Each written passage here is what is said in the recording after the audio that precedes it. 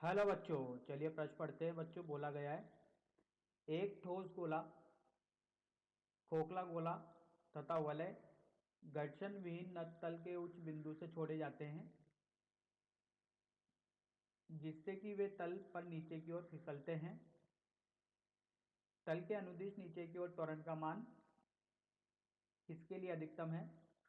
पहला विकल्प है ठोस गोला, दूसरा विकल्प है खोखला गोला, तीसरा विकल्प है वलय, चौथा विकल्प है सभी के लिए। तो आइए बच्चों प्रश्न के लिए मुख्य अवधारणा की चर्चा करते हैं। मुख्य अवधारणा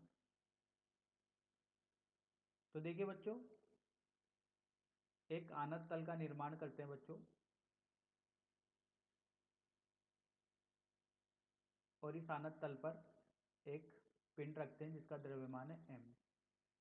तो देखिए बच्चों, इस पिंड पर लगने वाले बल, एक तो इसका भार होगा जो कि ऊर्ध्वाधर नीचे की ओर होगा।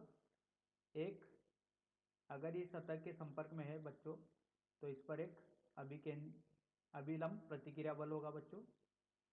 इसी तरीके से बच्चों, अगर ये नत्तल कोण थीटा है, नतीय कोण थीटा है बच्चों, तो ये कोण भी क्या होगा? थीटा होगा। तो इधर mg का घटक आएगा बच्चों, mg कोस थीटा, और इस तल के समानांतर आता है बच्चों mg साइन थीटा।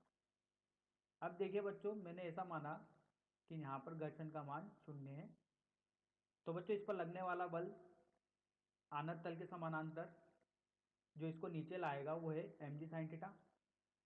तो न्यूटन की गति के द्वितीय नियम से बच्चों बोल सकते हैं कि कुल बल किसके बराबर होगा? द्रव्यमान गुणा त्वरण के।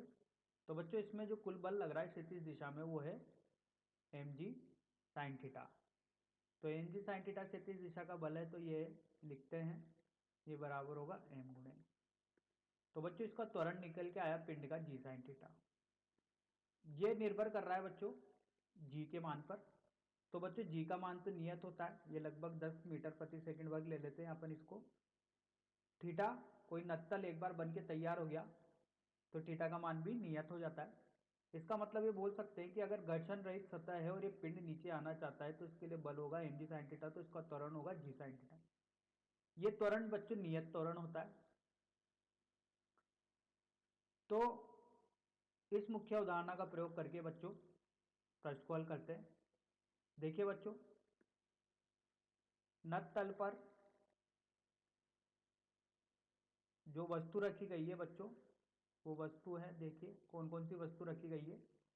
अपन एक सामान्य वस्तु बनाते हैं बच्चों जिसका द्रव्यमान लेते हैं m, लेकिन अपनी वस्तु है ठोस गोला, खोखला गोला तथा वलय। तो इसको एक सामान्य वस्तु लेके समझते हैं बच्चों। तो इसका भार mg नीचे की ओर, ये थीटा, अगर ये कोण थीटा है तो बच्चों तो इधर इस पर बल लगेगा mg कोस थीटा, और इधर की तरफ लगेगा बच्चों mg साइन थीटा। जैसा मुख्य उदाहरण में समझा बच्चों, तो इस स्थिति में अगर ये सतह घर्षण रहित है तो देखिए इसमें जो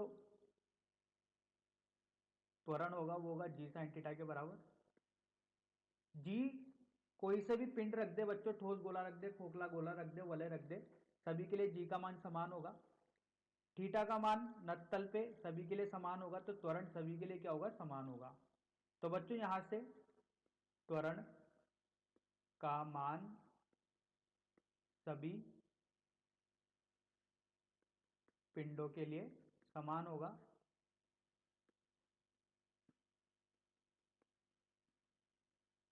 अगर बच्चों यहां पर घर्षण होता तो घर्षण की स्थिति में ये त्वरण बदल जाता और सभी के लिए त्वरण का मान अलग अलग होता, लेकिन दरअसल यहां पर घर्षण रहित सतह है, घर्षण नहीं है, तो जो ये त्वरण होगा जी साइन थीटा सभी के लिए क्या होगा? समान होगा।